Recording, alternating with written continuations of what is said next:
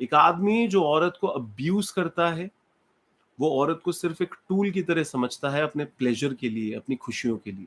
समझिए इस बात। और ये डीपली रूटेड होगा सर।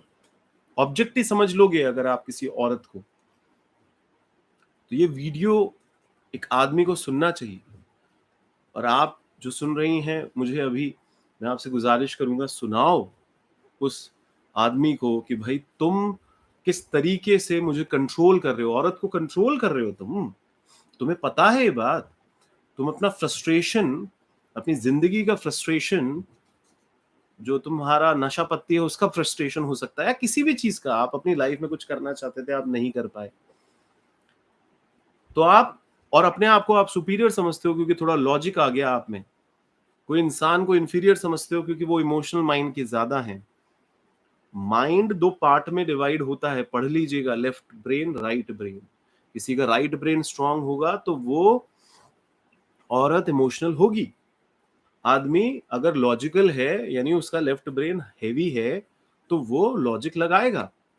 आदमी घर नहीं बसा सकता, औरत घर बसाती है। आदमी घर बना सकता है, एक घर के दो घर बना सकता है, पर वो सिर्फ मकान होंगे, वो घर तभी बनेंगे जब औरत होगी उधर, फीलिंग्स होगी उधर। तो आदमी तो भैया लॉजिक वाला है।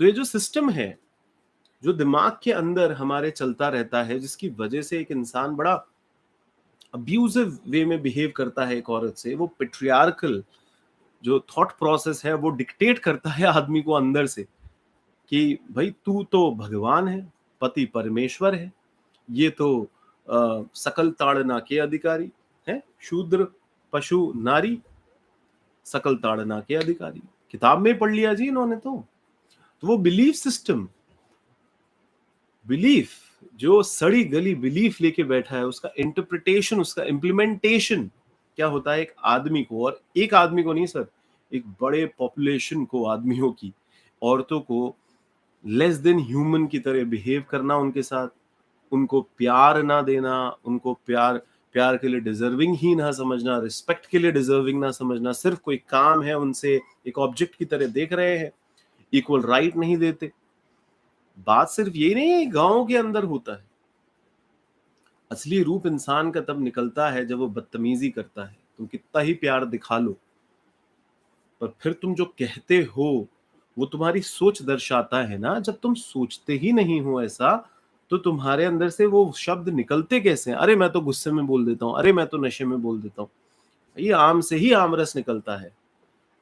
ऐसे थोड़ी ना आम को अगर हमने कीचड़ में फेंक दिया तो आम कीचड़ बन जाता है, नहीं, तब भी आम से आम रस ही निकलेगा उसके अंदर से। तो यानी तुम अपने अंदर कुछ अब्यूजिंग सोचते हो, डिसरिस्पेक्ट सोचते हो एक औरत के बारे में, तुम्हारे दिमाग में कीड़े भरे हुए हैं एक औरत के बारे में, वो कहीं ना कहीं निकल के आते हैं।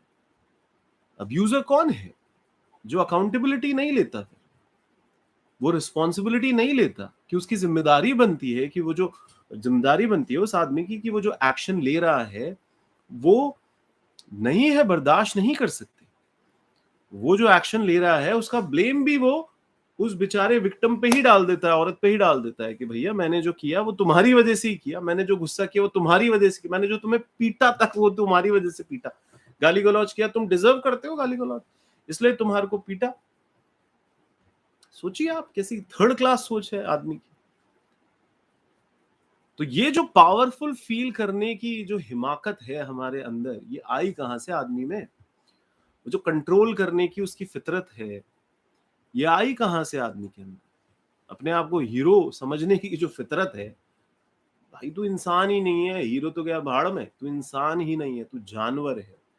वो तो तेरे कच्चे चिट्ठे दुनिया में बाहर नहीं आ रहे, लोगों को पता चलना चाहिए कि तू कितना बड़ा हैवान है। लगेंगी देखिए मेरी बातें स्ट्रॉन्ग, अच्छी नहीं लगेंगी किसी को सुनने में, पर मैं तो खुद भी आदमी हूं।